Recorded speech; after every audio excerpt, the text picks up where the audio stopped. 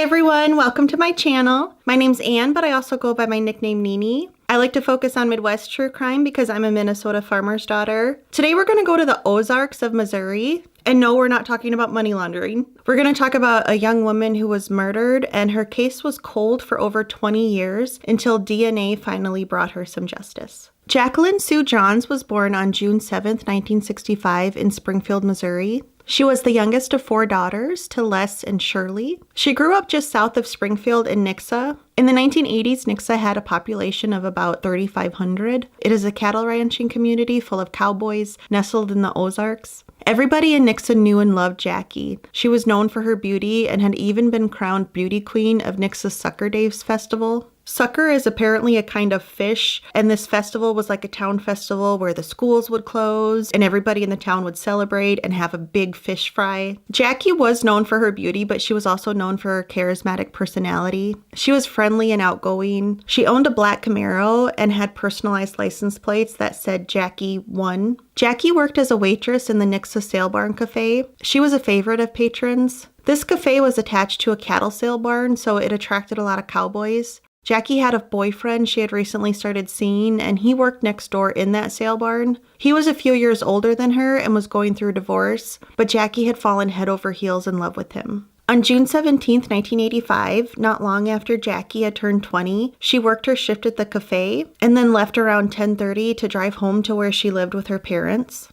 The next day, someone was driving on Highway 60 when they noticed Jackie's Camaro parked on the side of the road. Everyone in town knew Jackie drove a black Camaro because it was a unique car, plus she had those personalized license plates, so this person knew it was Jackie's. However, she was nowhere in sight. The car showed signs of a struggle. One door was partially open. The keys were still in the ignition. Jackie's purse was still in the car. There was a pair of jeans that had one leg turned inside out, and underwear was shoved down one of the legs. There was also blood in the car.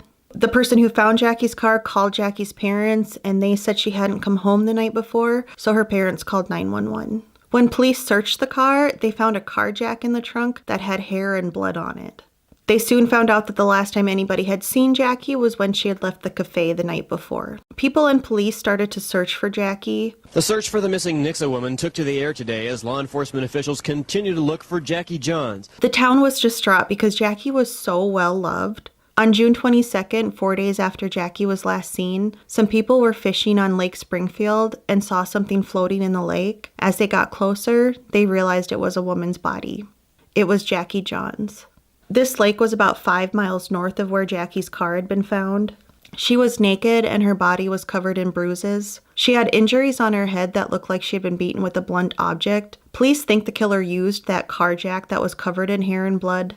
Jackie had fought back against her killer because she had defensive wounds on her hands. Jackie had also been sexually assaulted. They collected semen from her body, but DNA testing was not as advanced in the 1980s as it is today. DNA wasn't even used in a court case until 1987. Police found a receipt in Jackie's car from a 7-Eleven that was about a mile from her home. She had stopped there around 11 p.m. after she left the cafe and bought cigarettes and hairspray. It sounds like these were 2 things that Jackie was never without. Due to the condition of Jackie's body, they had been able to determine that she had been killed the night she disappeared. So something had happened at the 7-Eleven or shortly after she had left the gas station. Police looked into her boyfriend, but he was cleared. He was kind of a tough man, a rough cowboy who didn't show a lot of emotions, but people said he wasn't violent or prone to jealousy. They looked into the possibility that a regular customer in the cafe might have had an infatuation with Jackie, and they did learn of a local man who was described as pretty weird, who used to give Jackie gifts, but he was in jail the night of the murder and could not have killed her. They learned from Jackie's friends that in the days leading up to her murder, she had voiced to them that she felt like somebody was watching her. One friend said she told Jackie that she doubted she was being watched, but said she now regrets that she didn't do something more about it. Police received a tip that somebody had spotted a truck parked across from the 7-Eleven around the same time that Jackie had been there that night. This truck was unique and everybody in town knew who drove it, just like how everybody knew in town that Jackie drove a black Camaro. This truck was a 1960s blue and white Chevrolet Cheyenne truck, and it belonged to 28-year-old Gerald Carnahan. The Carnahans were one of the wealthiest families in Nixa. They owned several businesses, including a foundry. When people in town heard that Gerald Carnahan's truck had been spotted at the gas station around the same time as Jackie, a lot of people felt sick. Gerald was not a good man. He was known to be manipulative and always got what he wanted. He had anger issues and would go into a rage over the littlest things, like if somebody parked in a parking spot he wanted to park in. Gerald's own brother came forward to police and said the night Jackie was murdered, he had seen his brother's truck parked on the road near their parents' home. This was significant because it was also the road that led to the trailer park where Jackie lived with her parents. Police brought Gerald in for questioning and they noticed he had abrasions on his body.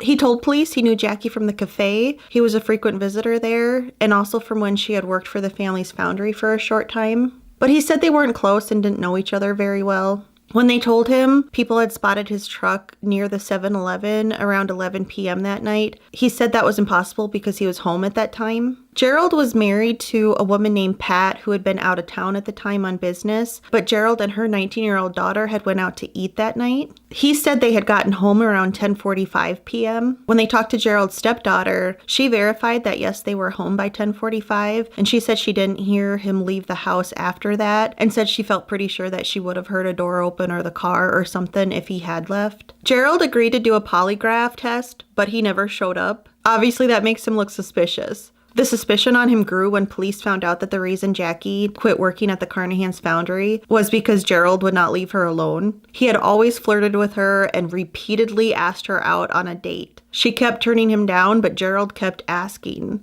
Jackie told people that Gerald made her feel uncomfortable. Gerald became the prime suspect, but there was not enough evidence to arrest him for Jackie's rape and murder. But police did arrest him for evidence tampering since he had originally said he and Jackie didn't know each other very well, but then they found out that the truth was he was desperately trying to date her. When they went to arrest him, he wasn't home. He was on a plane to LA with plans to go to Thailand, which again makes him look really suspicious. Gerald was arrested at the LA airport. The Carnahans could afford a really great lawyer, and that lawyer was able to get the charges dropped against Gerald because he hadn't actually interfered with any physical evidence, and that does make sense to me. I think police were just trying to grasp at straws and try to get him in custody until they could get enough evidence on him to actually arrest him for Jackie's murder. But police couldn't find anything else to tie Gerald to Jackie's murder, so he remained a free man and Jackie's case went cold. Even though Gerald wasn't charged with anything related to Jackie's murder, he still got in a lot of legal trouble over the years. In 1992, his wife Pat requested a protective order against him and said he was abusing antidepressants and getting drunk every day. He had attacked her with a hot iron and ran over her foot with his vehicle. He walked around waving a pistol and talked about how he wouldn't kill her quickly because he wanted her to suffer. He also said he wished he could give her an STD. Pat later dropped her request for a protective order. In March of 1993, an 18-year-old woman was walking down the street in Springfield when Gerald pulled up next to her and tried to pull her into his car. She was able to get away, and Gerald was arrested and charged with attempted kidnapping. You can tell that Gerald must have had this feeling that he was untouchable because he not only tried to kidnap this woman in broad daylight, he did it with another person in the car. Spoiled rich kids are the most annoying criminals, in my opinion. In July, before his trial started, police were called to the Carnahan home because Gerald was drunk and waving around a gun. When police arrived, he kicked one of them, so assaulting a police officer was added to his charges. Think he learned his lesson? Nope. Just 2 months later, he broke into the business of a rival company, stole some stuff, and started it on fire. He was arrested for burglary and arson and pled guilty. Gerald received 2 years for the attempted kidnapping, 15 months for assaulting an officer, and 4 years for the arson and burglary. He was let out of prison in September 1997. Meanwhile, Jackie's case was still cold. Her mother passed away in 1988, but her father, Les, was still alive, and he still sought justice for his daughter. He kept hope that her murderer would one day be caught.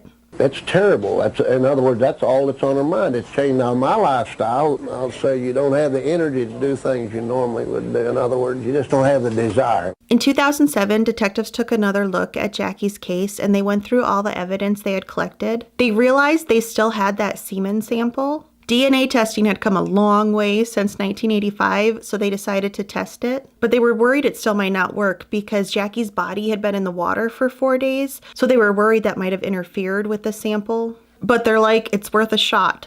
They got lucky and they were able to get a full DNA profile from it.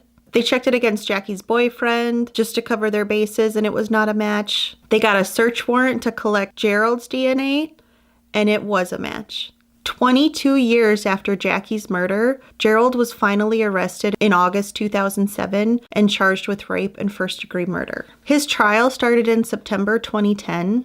Jackie's family agreed to take the death penalty off the table because it would make the trial go faster. Jackie's father was in his 80s at this point and in poor health, and they really wanted him to be able to see justice served for his daughter. The witnesses who had seen his truck at the 7-Eleven testified. Gerald's stepdaughter testified and kind of changed her story and said it might have been possible that he left the house that night without her noticing. Gerald's defense team tried to dispute the DNA, claiming it had deteriorated over the years and hadn't been stored properly, but several DNA experts testified to the validity of the DNA. On September 23, 2010, 25 years after Jackie Johns was killed, Gerald Carnahan was found guilty of her rape and murder. He was sentenced to 2 consecutive life terms with no parole. Life without parole, ha-ha! What they think happened the night Jackie was murdered was that she left the cafe and then stopped at the 7-Eleven. Gerald happened to see her there. He then parked on the road near his home, and that's when his brother saw his vehicle there. That's the road Jackie took to get home. So they think Gerald stopped her and attacked her there. He then parked her car in a different area and then dumped her body in the lake. He has appealed several times, including one appeal in 2020, but they've all been denied. There is suspicion that Gerald might be involved in other disappearances and murders. In 1987, 31-year-old Debbie Sue Lewis's car was found abandoned near where Jackie's car had been found. Gerald had been interested in dating her, and he had been hanging out in the same bar Debbie had been at the night she disappeared. Her body was found a month later and is an unsolved case. There's also a somewhat famous case known as the Springfield 3. In 1992, 3 women went missing from a home in Springfield. Stacy McCall, Susan Street, and her mother Cheryl Levette disappeared from the Levette's home. Their cars were still in the driveway and their purses and other belongings were still in the house. There's no direct link to connect any of the women with Gerald, but it is rumored that Cheryl used to cut Gerald's hair. The case of the Springfield 3 is still unsolved and the women's bodies have never been found. It is interesting to note that the foundry Gerald's family ran burned aluminum, so they had machines that got really, really hot, and it could be easy to dispose of a body that way. Everyone was happy that Jackie's family lived long enough to see justice served for his daughter. He passed away in January 2013. I believe we're reunited with our loved ones when we get to heaven, so I like to think that Les had a happy reunion with his wife and daughter when he got to heaven. I'm glad Gerald was convicted because he obviously could afford really good lawyers, so he had a good chance of it going the other way and being acquitted. It's really hard to argue with DNA though. I think cold cases that are finally solved with DNA are really interesting, and even though they couldn't test it in 1985, thank goodness they held on to that sample all these years so that Jackie could get some justice. That's all I have for this case. I'd love to hear your thoughts below. Thank you so much for watching. I'll see you next time. Bye.